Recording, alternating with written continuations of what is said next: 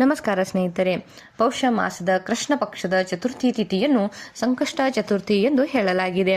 ಸ್ನೇಹಿತರೆ, ಸಂಕಷ್ಟ ಚತುರ್ಥಿ ವ್ರತವನ್ನು ಆಚರಿಸುವುದರಿಂದ ಮತ್ತು ಈ ದಿನ ಗಣಪತಿಯನ್ನು ಪೂಜಿಸುವುದರಿಂದ ಜೀವನದ ಎಲ್ಲಾ ರೀತಿಯಂತ ತೊಂದರೆಗಳು ದೂರವಾಗುತ್ತವೆ ಎಂದು ಹೇಳಲಾಗಿದೆ ಮತ್ತು ನಮ್ಮ ಮಕ್ಕಳಿಗೆ ಸಂಬಂಧಿಸಿದ ಪ್ರತಿಯೊಂದು ಸಂಕಟವೂ ನಾಶವಾಗುತ್ತದೆ ಎಂದು ಹೇಳಲಾಗಿದೆ.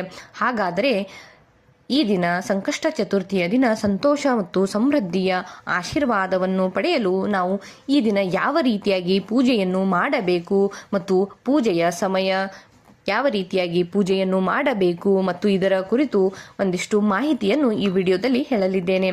ಸ್ನೇಹಿತರೆ, ಈ ದಿನ ಚಂದ್ರನನ್ನು ಪೂಜಿಸುವುದಕ್ಕೆ ವಿಶೇಷ ಮಹತ್ವವನ್ನು ನೀಡಲಾಗಿದೆ. ಈ ದಿನ ಮಂಗಳಕರ ಯೋಗಗಳು ಕೂಡ ರೂಪುಗೊಂಡಿವೆ. ಸ್ನೇಹಿತರೆ, ಮೊದಲನೆಯದಾಗಿ ನೋಡಿ, ಪೌಷ ಸಂಕಷ್ಟ ಚತುರ್ಥಿಯನ್ನು ನಾವು ಜನವರಿ 29ರಂದು ಆಚರಿಸಬೇಕು. ಈ ದಿನ ಶುಭ ಯೋಗಗಳು ಮತ್ತು ತ್ರಿಗ್ರಾಹಿ ಯೋಗದ ಸಂಯೋಗಗಳು ಕೂಡಿ ಬಂದಿವೆ. ಸ್ನೇಹಿತರೆ, ಶೋಭನ ಯೋಗದಲ್ಲಿ ಗಣೇಶನನ್ನು ಪೂಜಿಸುವುದರಿಂದ ಸಂತೋಷ, ಅದೃಷ್ಟ ಮತ್ತು ಆದಾಯ ಹೆಚ್ಚುತ್ತದೆ ಎನ್ನುವಂತಹ ನಂಬಿಕೆ ಇದೆ.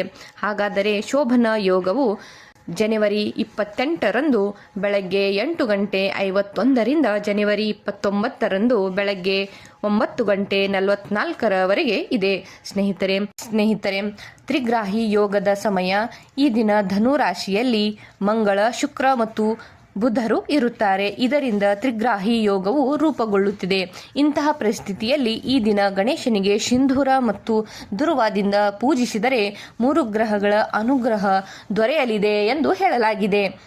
ಸ್ನೇಹಿತರೆ, ಈಗ ನೋಡಿ, ನಮ್ಮ ಹಿಂದೂ ಧರ್ಮದಲ್ಲಿ ಸಂಕಷ್ಟ ಚತುರ್ಥಿ ವ್ರತವನ್ನು ಪ್ರತಿ ವರ್ಷ ಪೌಷ ಮಾಸದ ಕೃಷ್ಣ ಪಕ್ಷದ ಚತುರ್ಥಿ ಎಂದು ಆಚರಿಸಲಾಗುತ್ತದೆ.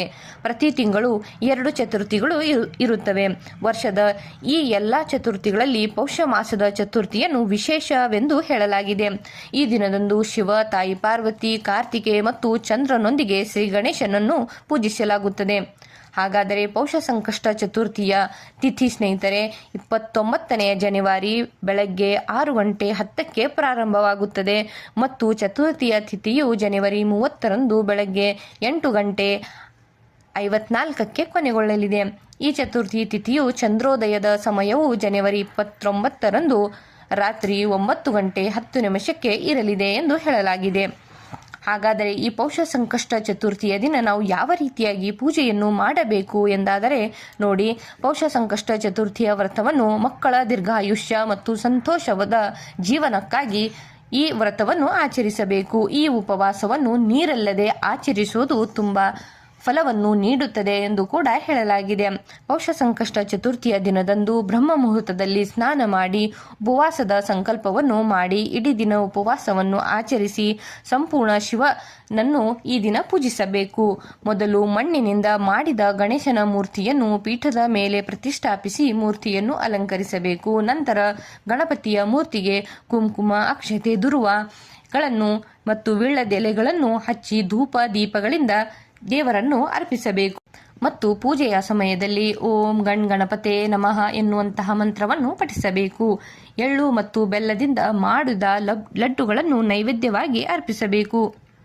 ಅದೇ ರೀತಿಯಾಗಿ ಪೂಜೆಯ ಕೊನೆಯಲ್ಲಿ ವ್ರತಕಥೆಯನ್ನು ಓದಿ ಮತ್ತು ಆರತಿಯನ್ನು ಮಾಡಬೇಕು. ಸ್ನೇಹಿತರೆ, ರಾತ್ರಿ ಚಂದ್ರನಿಗೆ ಅರ್ಘ್ಯವನ್ನು ಅರ್ಪಿಸಿ ಉಪವಾಸವನ್ನು ಮುಕ್ತಾಯಗೊಳಿಸಬೇಕು. ಅದೇ ರೀತಿಯಾಗಿ ಈ ಪೌಷ ಸಂಕಷ್ಟ ಚತುರ್ಥಿಯ ನಿಯಮಗಳು ಏನಿವೆ ಎಂದಾದರೆ ನೋಡಿ ಸ್ನೇಹಿತರೆ, ಪೌಷ ಸಂಕಷ್ಟ ಚತುರ್ಥಿ ವ್ರತವನ್ನು ಮಾಡುವ ಮಹಿಳೆಯರು ನೀರನ್ನು ತೆಗೆದುಕೊಳ್ಳದೆ ಉಪವಾಸವನ್ನು ಮಾಡಬೇಕು ಮತ್ತು ಗಣೇಶನನ್ನು ಪೂಜಿಸಿದ ನಂತರ ರಾತ್ರಿ ಚಂದ್ರನಿಗೆ ನೀರನ್ನು ಅರ್ಪಿಸಿಯೇ ಉಪವಾಸವನ್ನು ಮುರಿಯಬೇಕು. ಚತುರ್ಥಿಯ ದಿನದಂದು ಕಪ್ಪು ಬಟ್ಟೆಯನ್ನು ಧರಿಸುವುದನ್ನು ತಪ್ಪಿಸಬೇಕು. ಈ ದಿನ ಚಂದ್ರನಿಗೆ ಅರ್ಘ್ಯವನ್ನು ಅರ್ಪಿಸುವಾಗ ನಮ್ಮ ಕಾಲು ಅಥವಾ ಪಾದಗಳ ಮೇಲೆ ನೀರನ್ನು ಬೀಳದಂತೆ ನೋಡಿಕೊಳ್ಳಬೇಕು.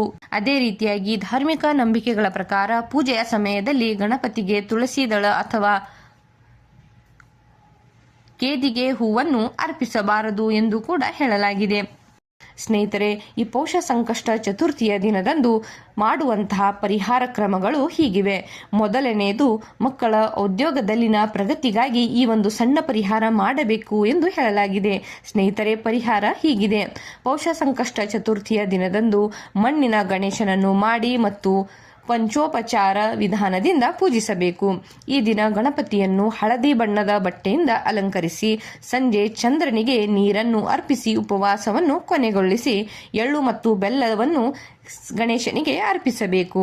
ಸ್ನೇಹಿತರೆ, ಎರಡನೆಯದಾಗಿ ಮಗುವಿನ ಸುರಕ್ಷತೆಗಾಗಿ ಈ ದಿನ ಗಣೇಶನನ್ನು ಪೂಜಿಸುವಾಗ ಸಂಕಟ ನಾಶನ ಗಣೇಶ ಸ್ತೋತ್ರವನ್ನು ಪಠಿಸಬೇಕು. ಹೀಗೆ ಮಾಡುವುದರಿಂದ ನಿಮ್ಮ ಮಕ್ಕಳ ಎಲ್ಲ ದುಃಖಗಳು, ತೊಂದರೆಗಳು ಮತ್ತು ಅಡೆತಡೆಗಳು ದೂರವಾಗುತ್ತವೆ ಎಂದು ಕೂಡ ಹೇಳಲಾಗಿದೆ. ಅದೇ ರೀತಿಯಾಗಿ ಮೂರನೇ ಪರಿಹಾರ, ನಮ್ಮ ಜೀವನದಲ್ಲಿನ ಒತ್ತಡದಿಂದ ಮುಕ್ತಿಯನ್ನು ಹೊಂದುವುದಕ್ಕಾಗಿ ಈ ದಿನದಂದು ರಾತ್ರಿ ಪೂಜೆ ಮಾಡಿದ ನಂತರ ಚಂದ್ರನಿಗೆ ಅರ್ಘ್ಯವನ್ನು ಅರ್ಪಿಸಿ ಓಂ ಸೋಂ ಸೋಮಾಯ ನಮಃ ಎಂಬ ಮಂತ್ರವನ್ನು ಪಠಿಸುತ್ತಾ ಚಂದ್ರನಿಗೆ ನೀರನ್ನು ಅರ್ಪಿಸಿ ಇದರಿಂದ ಮಾನಸಿಕ ಒತ್ತಡ ಮತ್ತು ಮನೆಯಲ್ಲಿನ ಎಲ್ಲ ರೀತಿಯ ಒತ್ತಡಗಳು ದೂರವಾಗುತ್ತವೆ ಎಂದು ಕೂಡ ಹೇಳಲಾಗಿದೆ. ಸ್ನೇಹಿತರೆ, ಮಾಹಿತಿ ಇಷ್ಟ ಆಗಿದ್ದಲ್ಲಿ ಚಾನೆಲ್ನ ಸಬ್ಸ್ಕ್ರೈಬ್ ಮಾಡಿಕೊಳ್ಳಿ. ಧನ್ಯವಾದ.